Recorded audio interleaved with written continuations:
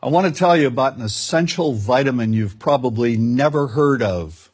If you're a parent or plan to be one, it might be more important to your child's growth than all other vitamins combined, and only you, a parent, can provide it. I call it vitamin N, the word no. More and more children, I find, are suffering from vitamin N deficiency, and they, their parents, and our entire culture are paying the price.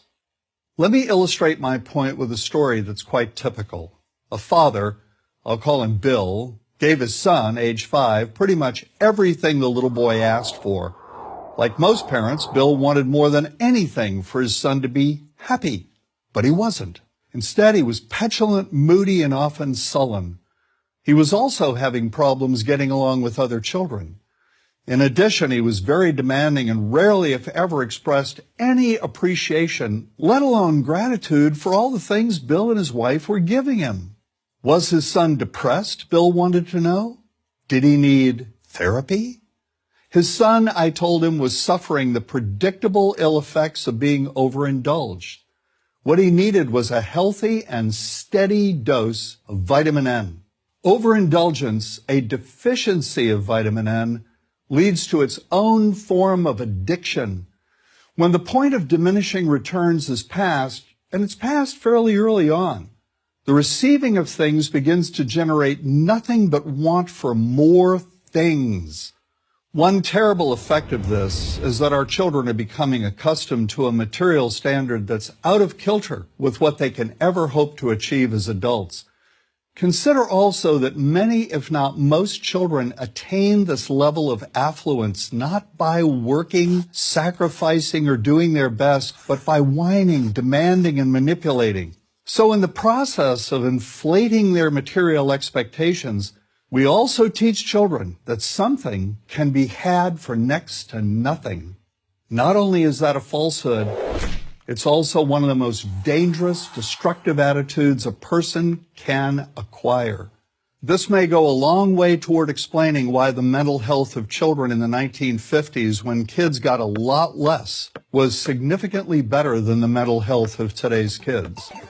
Since the 50s, and especially in the last few decades, as indulgence has become the parenting norm, the rates of child and teen depression have skyrocketed. Children who grow up believing in the something for nothing fairy tale are likely to become emotionally stunted, self-centered adults. Then, when they themselves become parents, they're likely to overdose their children with material things. The piles of toys, plushies, and gadgets one finds scattered around most households.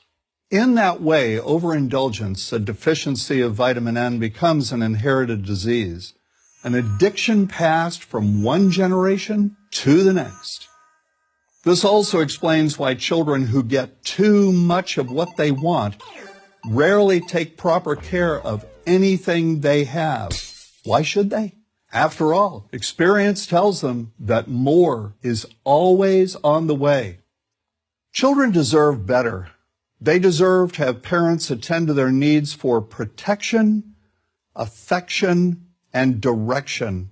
Beyond that, they deserve to hear their parents say no far more often than yes when it comes to their whimsical desires. They deserve to learn the value of constructive creative effort as opposed to the value of effort expended whining, lying on the floor, kicking and screaming, or playing one parent against the other. They deserve to learn that work is the only truly fulfilling way of getting anything of value in life, and that the harder they work, the more ultimately fulfilling the outcome. In the process of trying to protect children from frustration, parents have turned reality upside down. A child raised in this topsy-turvy fashion may not have the skills needed to stand on his or her own 2 feet when the time comes to do so. Here's a simple rule. Turn your children's world right side up by giving them all of what they truly need, but no more than 25% of what they simply want. I call this the principle of benign deprivation. When all is said and done, the most character-building 2-letter word in the English language is no. Vitamin N.